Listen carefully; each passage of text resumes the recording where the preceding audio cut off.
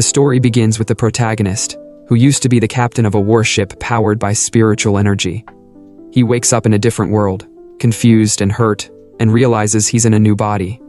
Now, he is the eldest young master of the Xuan Shui family in the idol continent, named Xuan Shui Xian. This young master had a pampered life, taken care of by the family maids, and spent his days enjoying himself. However, his carefree life ended when he got caught in an avalanche while playing. Although it seemed like an avalanche, the fatal wounds appear to be from a beast's bites. The protagonist decides that the first priority is to heal these injuries. Fortunately, the protagonist still has the 9 palaces heavenly plate engraved in his soul. He tries to use the wooden palace for healing and activates the skill rejuvenation, but it fails due to insufficient spiritual power, SP. With a current SP of 0, he recalls the battle where his fleet was attacked by forces from outer space, and he had to blow up his heavenly plate. He realizes that someone who can activate all 9 palaces can traverse dimensions, which explains how he ended up in this new world. To return to his original world, he needs to collect enough spiritual power to fill all the palaces. His current SP is 150, and he is determined to hurry back to his brothers on the battlefield. Meanwhile, we see a cute creature from the snowy region, but surprisingly, it transforms into a beast and says to itself, "Not happy. Hunting time's over about my prey. I lost 01. Then it sees Xian and gets happy, saying, "Oh, there it is." Xian, thinking to himself, says, "After recovering my injuries, I still have 1000% left.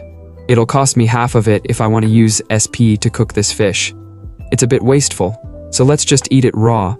At that moment, the beast jumps to attack Xian with its axe. Xian, enjoying the fish, says, "So fresh. If only there was some hot sauce here." But before the beast can strike, Xian sees it and counterattacks with the large bone of the fish.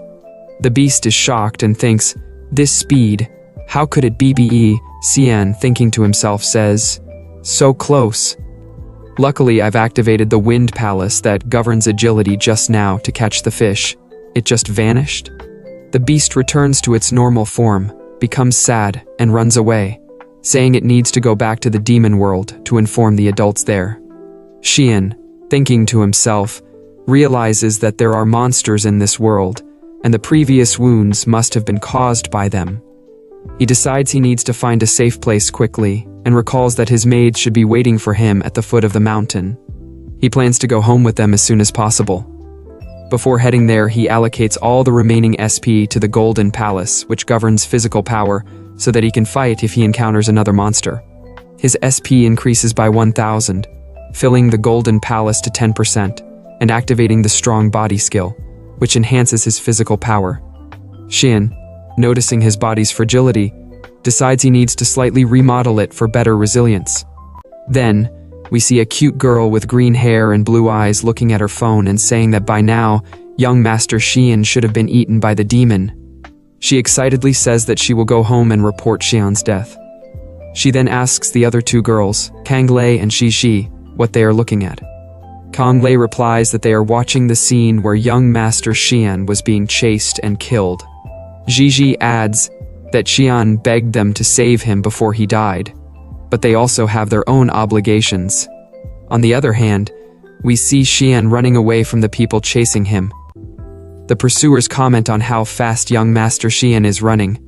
They call out to Kuanya, Kanglei, and Xixi, saying that after raising him for 10 years, it still hurts to see him die so miserably. They blame each other, saying it's because they always took him out to play, and even if he had just stayed still, he wouldn't have died so painfully. One of them shouts, asking where they are, and warning that if they don't hand him over, they'll be the ones killed. They mock Xian, calling him a silly master and saying he shouldn't struggle so much since someone like him can't escape from an intermediate demon. Xian cries out for help. Xixi, looking at her device, responds that if they help him, who will help them? She notes that it's not easy for everyone to survive, and tells Xian not to come for revenge if he dies. Finally, we see Xian appear in front of the 3 girls, apologizing for making them wait so long and saying, "Sister maids, let's go back home." 1,000 years ago, the demons conquered all the other races and became the rulers of the idol continent. They kept the defeated races in captivity and called them idlers. In this enclosed world, the lazier an idler was, the higher its level, making it more delicious for the demons to eat. A level 1 idler was unpalatable, while a level 4 idler was tasty. Low-level demons served as servants in various families, cultivating idlers. Once these idlers were well raised, they were dedicated to the middle-level demons. After consuming the idlers, the intermediate demons used the media to disguise their disappearance as natural disasters. For example, a girl reported that people were missing due to a tsunami that occurred that morning, and citizens were advised to pay attention to sun protection. High-level demons disguised themselves as gods and promoted the ideas of relaxation and enjoyment. Each year, the 5 highest-ranked idlers were selected to enter the temple to serve the gods, but in reality, they became the gods' favorite delicacies. The maids of the Xuan Shui family managed to raise their young master into an 8th-level idler. They planned to dedicate him to their superior, Lord Ruo Shao, while they went out to play. Kuan-ya suggests to the young master that they hurry and play at the snow mountain. Xian responds that they can play for him while he lies down and watches. Shishi offers to record a video of the young master. Xian, thinking to himself, is surprised that he returned unscathed. Not only that, but his hair is growing, and his body has become tall and strong. He wonders if this is really the same person as before. He complains that the food tastes terrible, like pig feed, and decides he will cook for himself next time. He speculates that the young master might have awakened his dragon bloodline while escaping, noting that dragons are the most difficult race to raise. Kang Lei remarks to the young master that the snow mountain was quite beautiful and suggests they go there again the next morning. She then thinks to herself that they must send him back there quickly, or they will be severely punished. She considers troubling Lord Ruo Shao to go to the snow mountain tomorrow to pick up the goods. Xian mentions that there was a monster on the mountain, and that he was almost killed by it. Shishi comments that it seems they can only send his corpse there. Kuan-ya, thinking to herself, finds it amusing that they actually have to kill someone on their first mission. Kang Lei, dismissing the danger, says that there couldn't possibly be a people-eating monster in this world, and insists that they are all safe there. Xian then retorts, accusing Sister Lei of revealing her true intentions too much, and suggesting that he might have had his brain damaged by the avalanche. In his thoughts, he notes that there's no need for her to hide her suspicions. Kang Lei responds, expressing pity for Xian and wondering how he has changed so much, not only in his body, but also in his mind. Xian tells his sister she can say what she wants. Kuan-ya and Shishi in their thoughts express frustration, thinking they should stop acting like that and questioning if they have any shame. Kang Lei remarks that Xuan Shui Xian truly deserves to be a dragon, as just running around has made his body grow so much. She laments that she wishes she could raise him for a few more days. Shishi suggests they need to find a way to kill him without arousing suspicion. She acknowledges that now that he knows there is a demon outside, he doesn't want to go out again, making it harder to stage his death as an accident. Kuan-ya, the girl with green hair, apologizes, admitting that because she often took the young master outside to play, it inadvertently exercised his body, leading to today's problem. Xian reassures her not to blame herself and urges them to kill him, suggesting that the Lord will help cover it up later. Zixi responds with a sly comment, saying they are just putting their faith in her. Kuan-ya, feeling betrayed, accuses the other two of wanting to make her take all the responsibility from the very beginning. In the next scene, a reporter announces that 9 people were reported missing in an avalanche that occurred that morning and advises citizens to start preparing for the cold. Seeing this, Xian thinks to himself that the civilization in this world is similar to his original world, but he wonders why no one is paying attention to the monster. He realizes that it might not be that people are ignoring it, but rather that this world doesn't even know those monsters exist. He decides to stop overthinking it and focus on practicing while it's safe. He believes that as long as he can collect enough spiritual power to fill the 9 palaces, he will be able to return to his original world, which he considers the Sea of Stars to be his home. As he prepares, someone watching him internally wishes that Xian would fall and die, remarking on the weird posture Xian has, and noting that he has just turned his back to them. Kuan-ya imagines that she just needs to put soap in a certain spot to make Xian's death look like an accident. Xian then exclaims that he is falling. A woman shouts, "My son!" but another person tries to console her by saying that the soap was really slippery. In her thoughts, Kwanya plans that after the young master's burial, she will have the opportunity to send his corpse to Lord Ruo Shao. She feels clever and bids farewell to young Master Xian. However, Xian realizes that with his current physical power, if he falls, he might collapse the whole house. Luckily, the window is open. He gathers spiritual power on the soles of his feet and uses double jumps to go outside through the window. Kwanya is left wondering if she has accidentally killed someone. Xian thinks to himself that he has accidentally crushed the unlucky girl to death. He realizes that he has allocated too much SP to the Golden Palace, causing his physical power to become too high. To fix this, he resets the heavenly disc and reallocates all the SP he gained from his recent practice to the Wooden Palace. With the SP redistributed, he activates the third skill, Returning Soul. Although he changes back to his weak original appearance, he knows that saving the girl is more important. Using the heavenly disc, he calls back Kwanya's soul. He realizes that her soul has returned, and he just needs to use rejuvenation to treat her wounds. However, his spiritual power is being consumed too much, making the process slow. He decides to take her to his room first to avoid causing unnecessary trouble. Later, there is a delivery notification and the request to sign for express delivery to the Xuan Shui family. The delivery person reminds them to rate the teleportation service 5 stars and wishes them a nice day. Jishi wonders if Kwanya has succeeded because she's been gone for a long time. Kanglei notes that if Kwanya had succeeded, she should have returned by now, but the lights in young Master Xian's room are still on. Jishi, frustrated, remarks that they don't have much time since the master will be back tomorrow. Jishi opens a box and finds a Ju poison cake with a letter inside. She reads the letter, which is addressed to young Master Xian, and states, "Eat this if you really love me. Shi Lian." She comments that if the cake is real, Xian will die even if he just licks it. Kanglei remarks that young Master Xian's fiancée has played a new trick again. Jishi considers it a heaven-sent gift and plans to add some more ingredients to make it a genuine poison. Xian enters his room and covers Kwanya with a blanket, thinking it's better to hide her so that no one can see her. Jishi calls out to Xian, asking him to come out and eat some cakes. Xian replies that she should just leave the cake by the door. Jishi, thinking to herself, notes that this cake was sent by the Qi Li family, and if Xian doesn't eat it, the marriage contract will be cancelled. When Xian takes the cake, Jishi thinks that he really cares about the miss, remarking that blind love can surely kill you. As Xian examines the cake, he thinks that the Wooden Palace tips him off. The food contains unknown harmful ingredients, with a toxicity level of 100 SP. He realizes that the cake is poisonous. As Xian starts eating the cake, he thinks to himself that it's perfect. He remembers that the second skill from the Wooden Palace, Purification, can be used to neutralize all kinds of poison. Despite poison being fatal to him, he understands that it is still a form of spiritual power. During the process of transformation and transfer, the total amount of SP remains unchanged. By using purification to decompose the poison, he can gain a certain amount of SP from it. As a result, he successfully uses purification and gains 100% SP.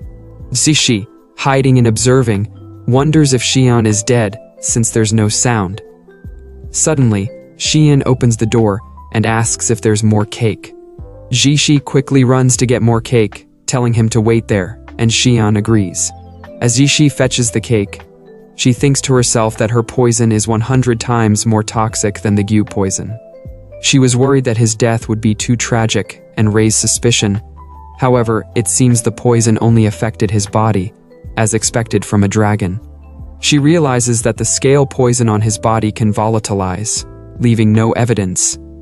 Deciding to be cautious, she plans to put only half a dosage of wing poison on this new cake. Xian asks if there's any more cake. Shishi responds by asking if he still wants to eat, and Xian confirms that he does. Shishi is baffled, thinking to herself that the dose she used could poison an entire village. She wonders if her poison isn't potent enough, or if Xian can just handle it too well. Determined, she decides to use the last piece of cake, throwing in the whole wings, betting on the dignity of the Zerg.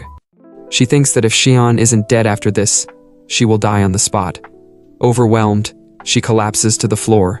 Xian, seeing this, wonders what happened and if she's exhausted from running back and forth. He thinks to himself that this silly girl didn't say anything about being tired. If she had mentioned it, he would have just gone to get the cake himself.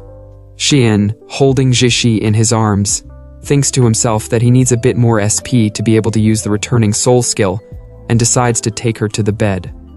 He laments that today's practice results are all used for healing people, and hopes his sisters don't die so easily next time. Kang Lei, hiding and watching, notices that the light in Xian's room is still on, and wonders if Kuanya and Zhishi haven't killed him yet. She then calls out to ask if he's sleeping. Xian, with his eyes closed, feels a bad premonition. Kang Lei observes that his body has returned to normal, and concludes that Kuanya and Zhishi must have been playing with him, and got too exhausted. She thinks that even two of them could only affect Xian this much, showing the strength of the dragon race, and wishes she had been invited to join. She reflects on her past prowess, feeling that Xian is good at playing, reminiscing about her own abilities with succubi. Kang Lei shouts to watch out and asks to be taken along, then falls and hits the bed. Xian, thinking to himself, wonders if the three of them are doing this on purpose. Reflecting on the day's events, he considers the people-eating monster, the media's indifference to life, and the weird poisonous food, and realizes this world seems to be hiding something big. However, Xian decides that this mystery doesn't concern him. He's just an ordinary traveler and plans to get enough SP as soon as possible to return to his original world, thinking that his brothers must be worried about him. Xian, feeling exhausted and overloaded, decides to continue the treatment the next day. He hopes the three girls won't cause any trouble when they wake up. Reflecting on his time in the fleet, he notes that he has forgotten what a girl is like. He observes that the girls are clean, good-looking, and delicate compared to the rough and tough men he's used to. This, he thinks, explains why they seem to die so easily. He resolves to stay away from girls in the future. The next morning, Xuan tells Miss Yan that she should have informed him beforehand so she wouldn't have had to wait. Miss Yan asks where Xian is, and Xuan explains that Xian is likely still tired from climbing the mountain the previous day, and will wake him up now. Li Yan remarks on how rare it is to find an 8th level idler who is also a dragon, noting that Uncle Xuan Shui really favors him. She expresses surprise that Xian hasn't come out to greet her despite her arrival. Xuan, with a chuckle, suggests that Xian might be shy or still getting ready upon hearing that she's coming. He jokingly tells Xian to come out and greet the goddess. As he thinks to himself, he notes that the sleeping postures of the girls are quite messy. Xuan then tells Miss Yan that Xian is still preparing, and suggests they go for morning tea while they wait. Li Yan declares that her visit is to divorce Xuan Shui's family. She explains that she should have clarified this earlier to avoid causing trouble. Li Yan, from the highly ranked Qi Li family, is a goddess whom the original owner was intensely pursuing. Her father is optimistic about the original owner's qualifications and is ready to make him his son-in-law. Since the Xuan Shui family is not a ranked family, the original owner's father is working hard to push the marriage forward. Xuan asked Miss Yan what Xian had done wrong and offered to help teach him a lesson. Li Yan replied that she had too many dogs and didn't want Xian. Despite her own feelings of disgust towards the original owner, Li Yan mentioned that the young master from the Qingran family was waiting for her to return. She then asked Xian if he still wanted to keep her. Xuan, meanwhile, thought to himself that he also disliked the arrogant girl and was eager for the breakup to happen quickly. Xuan advised Miss Yan to be careful on her way and expressed confusion over the mess Xian was talking about, suggesting that Xian was just sleep-talking. Li Yan, addressing Xian, remarked on how he was so angry that he even drove her away. Observing the situation in the room, Xuan thought that according to the original owner's behavior, he should be kneeling and apologizing at this point. However, he just wanted the girl to leave quickly and decided to disgust her all the way. Approaching Li Yan, Xuan told her that he was just a shitty dog, and if she didn't want to be licked by him, she should leave. Li Yan wondered why Xian was so different from before. Xuan threw a vase towards Li Yan, but Xian arrived just in time to catch it. Xuan expressed anger, blaming his son for the incident. Xian pointed out that Xuan was the one who threw the vase first, and expressed concern that it might hit Li Yan.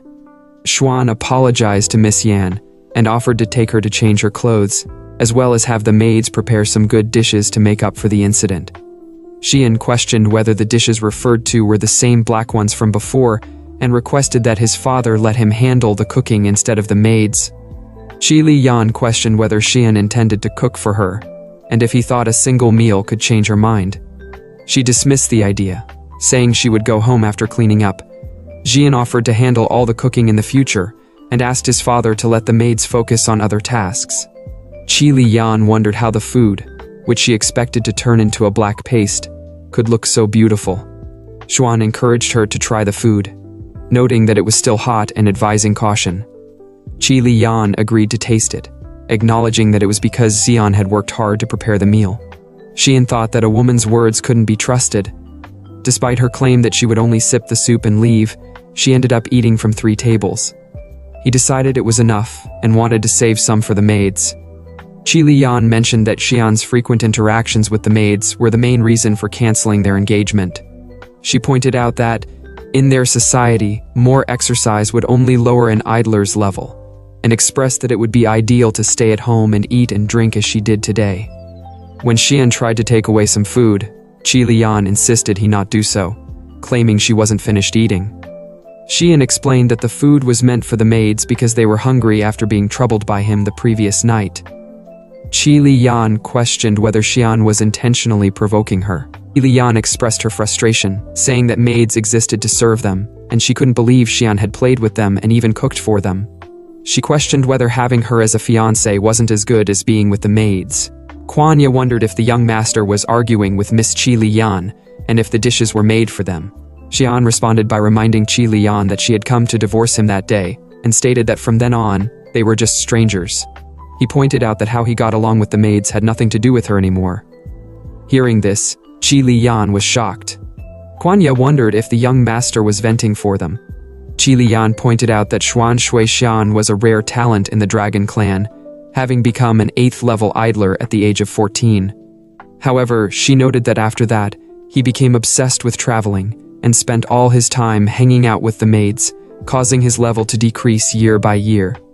Kwanya reflected on how she was the one who always encouraged the young master to go out because staying at home was too boring for her.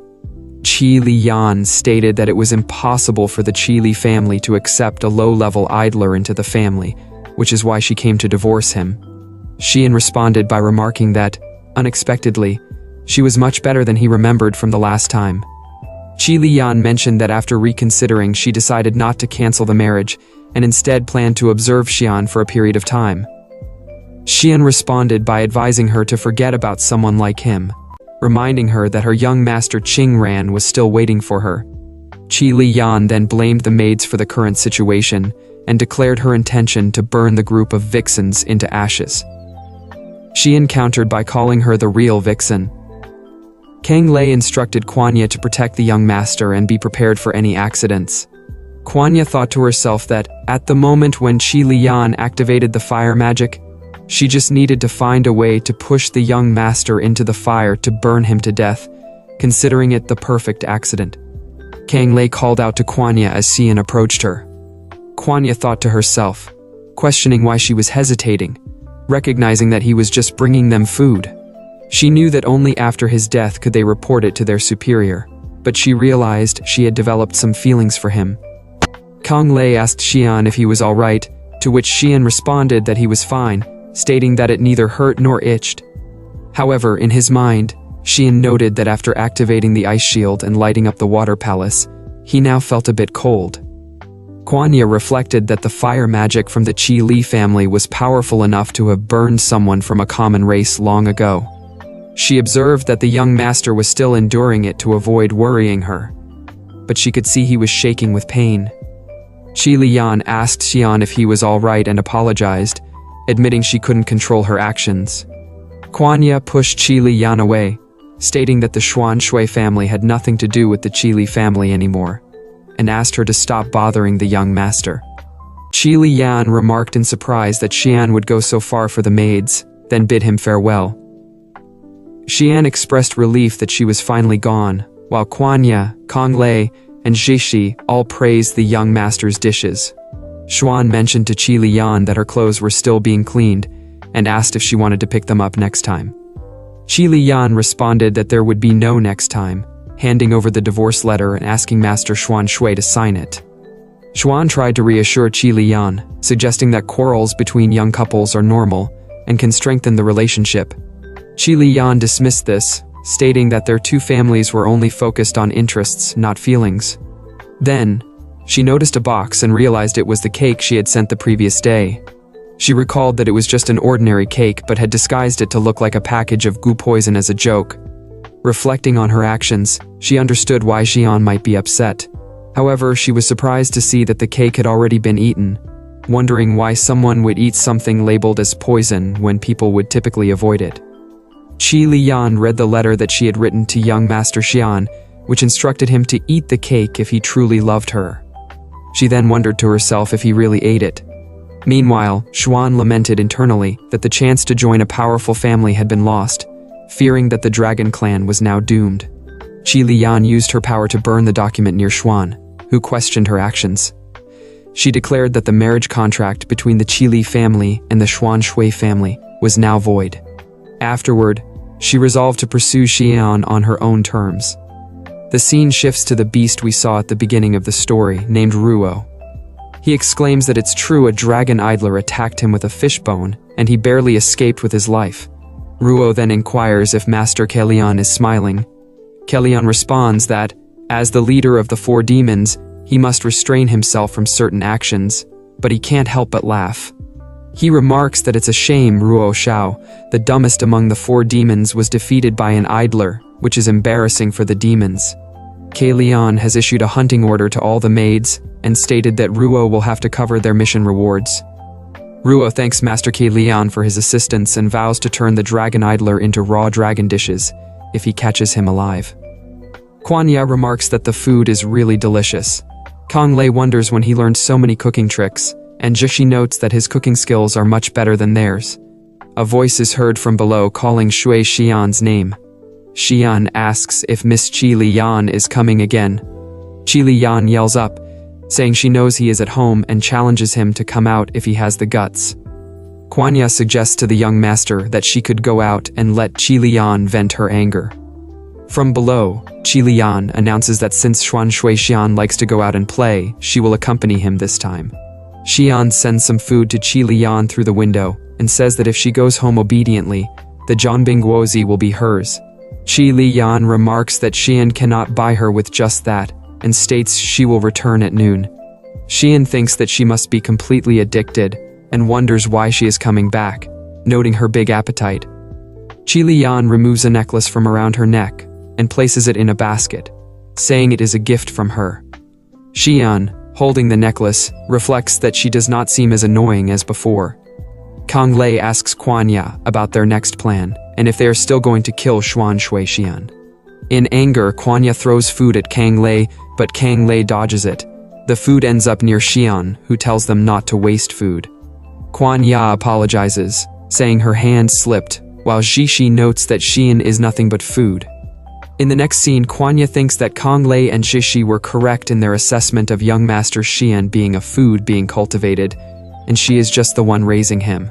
While reading a message on her phone addressed to Lord Ruo Shao, which states that the idler from the Xuan Shui family ran away on delivery day due to her negligence, and that she is willing to accept punishment. Kwanya wonders if it is all right to report it this way, and whether Kang Lei and Shixi will also be punished. Considering they are a team, she decides to delete the message and thinks that it's been 2 days since she followed up, so she will just pretend not to know. This should buy them some time. Senior maid Ye Ji reads a message instructing all maids to quickly kill the idler shown in the photo and send the body to Ruo Shao with a reward of 20,000 magic stones. She thinks that the idler is the trash from the Xuan Shui family, and the reward is quite high, equivalent to a junior maid's income for 10 years. Noting that the photo was taken in a snowy mountain, she realizes it might be difficult to find him. After receiving another message from a maid of the Qingran family, which says that the lady of the Qi Li family met Xuan Shui Xian that morning. Yiji wonders why Xuan Shui Xian hasn't been killed yet, despite being at home and having 3 junior maids in his family. Yeji reads the message explaining that the Xuanshui family's maids haven't acted yet because they have feelings for Xuanshui Xian, which is common among junior maids. Therefore, the task is assigned to outsiders with no such feelings, preferably someone who is an enemy. The plan is detailed in a file, and the reward will be split between the two involved. After reading this, Yeji remarks that it seems simple and is just about creating some discord. Yeji informs young Master Qing Ran that Xuanshui Xian has stolen his girlfriend, implying he is being cheated on. Qing Ran is initially confused, asking which girlfriend since he thought he didn't have many. Yeji clarifies that it's Miss Qi Li Yan, the eldest daughter from the Qi Li family, whom they discussed marrying the previous day. Qing Ran then realizes and comments that she is the one with the most status among his girlfriends. Yeji tells Qing Ran that Qi Li Yan had thrown tea on his face and notes that Xuanshui Xian is forcibly taking her away. She suggests they should teach Xuanshui Xian a lesson for this. Yeji then reminds Qing Ran that he had expressed interest in Qi Li Yan's tails, and even wanted to use them as a muffler. Qing Ran responds with surprise and asks who Xuanshui Xian is. Yeji says she will prepare traveling equipment for Qing Ran, and thinks that as long as Qing Ran can kill Xuanshui Xian, she will complete her task and receive the reward. Kwanya urges the young master to go out and play, offering to accompany him whether it's to a glacial desert, dense forest, or beach. Xian repeatedly insists he prefers staying at home. Kwanya warns that he could be killed if he remains at home. When Xian questions who would kill him, Kwanya hesitates. Kang Lei then arrives and explains that any maid in the idle continent, including themselves, could be a threat. Kwanya is surprised by Kang Lei's directness, and Kang Lei remarks that there is no need to hide the truth, mentioning that people in this area have been raised by demons. Xian realizes that their goal is to develop him into a high-level idler, and then send him to the temple to be eaten by high-level demons. Kang Lei confirms this plan but notes that, due to Xian's frequent absences over the years, his idler level has decreased, so they can only send him to the intermediate demon Ru Xiao. Jishi adds that it is Kwanya's fault because she wanted to go out. Kwanya responds by pointing out that everyone enjoyed themselves too, and that they had left Shishi on the snowy mountain to be hunted by Lord Ru Xiao. But Shishi ran away from him. Xian thinks about Ru Xiao, realizing that it is the same one he had stabbed with the fishbone and is still alive. He then asks how idlers practice if playing outside decreases their level. Kang Lei explains that Xian just needs to lie down as usual. Shishi adds that it would be better if he also plays with his phone while doing so.